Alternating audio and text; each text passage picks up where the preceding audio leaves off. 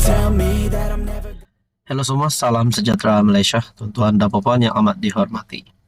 Saudara-saudara, setelah kita dikejutkan dengan salah satu wakil rakyat daripada UMNO yang menyertai parti lawan, yaitu Parti PAS, timbullah semula berkaitan dengan rasanya denda ataupun bayaran yang dikenakan kepada mana-mana wakil rakyat daripada UMNO yang melompat parti, yang bertindak keluar daripada parti, menyertai parti lawan. Akhirnya ini satu berita berkaitan dengan Adun Rembia yang telah menyertai parti PAS. Dan kita kaitkan dengan bayaran RM 100 juta itu. Satu perkongsian daripada Harapan Daily pada 28 Julai. Adun Rembia kena minta bantuan tabung Milo PAS. Adakah dengan ini Adun Rembia perlu meminta bantuan daripada PAS untuk membayar RM 100 juta itu? Kalau tidak pun, kalau tak mampu bayar, adakah Adun Rembia kembali semula kepada UMNO ataupun terus letak jawatan? Itu menjadi persoalannya. Ahli Dewan Undangan Negeri Adun Rembia dari UMNO, Datuk Muhammad Jailani Khamis, dinasihatkan untuk mendapatkan bantuan PAS atas tindakannya melompat parti. Saranan sinis itu susulan perjanjian dan aku janji ditandatangani oleh semua calon BN yang menang pada pilihan raya wajib membayar denda RM 100 juta kerana mengkhianati parti.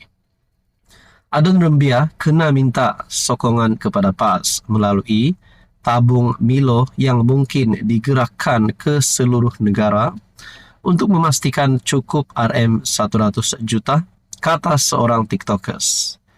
Pada 16 Julai, Setiausaha Agung PAS Datuk Seri Taqiyuddin Hassan mengumumkan Muhammad Jailani yang sebelum ini digantung keahlian dalam UMNO sah menyertai PAS berkuat kuasa Jun tahun lalu. Jailani menang PRU ke-14 atas tiket PKR. Dia adalah antara 4 adun PH yang melompat menyokong BN bagi mengambil alih pentadbiran negeri pada Mac 2020. Wakil rakyat berkenaan dikatakan dipecat PKR sebelum mengumumkan menyertai UMNO bagi membolehkan dipilih bertanding semula mewakili BN pada PRN pada 20 November 2021. Nah, itu menjadi persoalannya, saudara-saudara. Kalau tak mampu bayar, adakah tabung Milo PAS akan disebarkan ke seluruh Malaysia untuk mencukupkan RM 100 juta itu? Ataupun Adun Rembia kembali semula kepada UMNO ataupun letak jawatan? Nah, apa komen anda berkaitan dengan isu ini? Salam sejahtera Malaysia, tuan-tuan dan puan yang amat dihormati. Selamat datang ke channel Fels Lifestyle. Oke, baik tuan-tuan dan puan, baru-baru ini kita dikejutkan dengan himpunan anti Anwar. Himpunan untuk memprotes kerajaan, himpunan untuk menjatuhkan kerajaan. Kononnya Anwar Ibrahim ini tak reti jadi Perdana Menteri dan perlu dijatuhkan. Saudara-saudara, saya pun hairan juga. Berkaitan dengan ini, saya hairan kenapa ramai yang nak tumbangkan PMX, sedangkan Datuk Seri Anwar Ibrahim bermati-matian mahu menyelamatkan Malaysia dari keruntuhan dan kejatuhan ekonomi. Sudah pasti yang mahu jatuhkan Anwar adalah daripada pembangkang. Namun saudara-saudara, berkaitan dengan himpunan anti Anwar, baru-baru ini saja pun peguam yang menganggap Anwar scammer disiasat oleh polis. Dan begitu juga saudara-saudara, kita juga dengar baru-baru ini berkaitan dengan himpunan anti Anwar 2.0 yang diadakan di Tambun. Rasanya belum kedengaran pun ada himpunan itu dilakukan dan belum ada kabar pun adakah himpunan itu dibatalkan. Nah, berkaitan dengan ini, baru-baru ini saja polis sudah membuat kenyataan demo anti Anwar di Tambun tak patuh syarat. Nah, baru-baru ini pun himpunan anti Anwar yang dilakukan di Putrajaya kalau saya tak silap, tak sampai pun 500 orang yang hadir. Bahkan ada yang membuat kenyataan melalui ruangan komen di seluruh media sosial dan juga di dalam channel YouTube yang berkata himpunan itu bukannya untuk memprotes kerajaan, melainkan untuk menyelamatkan Tengkuk, menyelamatkan diri sendiri. Ada juga berkata, himpunan ini bukan untuk menjatuhkan Anwar, melainkan menyelamatkan diri sendiri dan kroni. Ada yang kata menantu, menyelamatkan ahli keluarga, dan sebagainya. Jadi aku pun heran juga, adakah himpunan anti Anwar ini yang kononnya diadakan di Tambun ataupun himpunan anti Anwar 2.0, himpunan selamatkan Malaysia ini dibatalkan.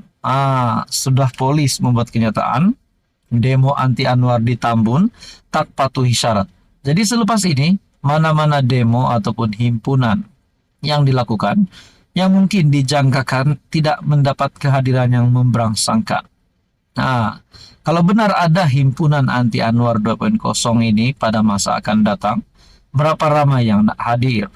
Dan sudah pun beberapa pemerhati politik berkata, perkara ini hanya buang masa, buang tenaga, buang uang, dan buang masalah terutamanya.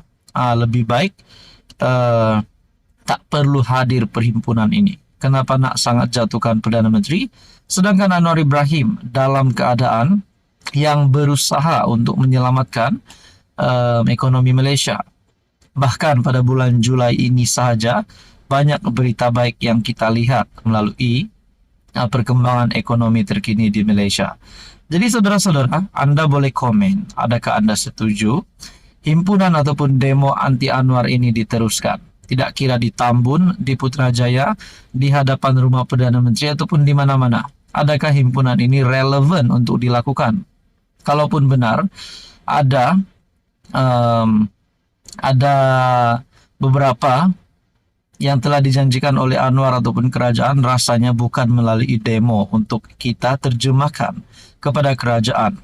Mungkin ada cara yang lain. Caranya Anda boleh komen di bawah macam mana cara supaya himpunan ataupun demo ini bukan menjadi salah satu option pilihan untuk menerjemahkan suara rakyat. Jadi saudara-saudara yang amat dihormati, tuan-tuan dan puan, menurut Anda perlukah demo ini dilakukan ataupun tidak?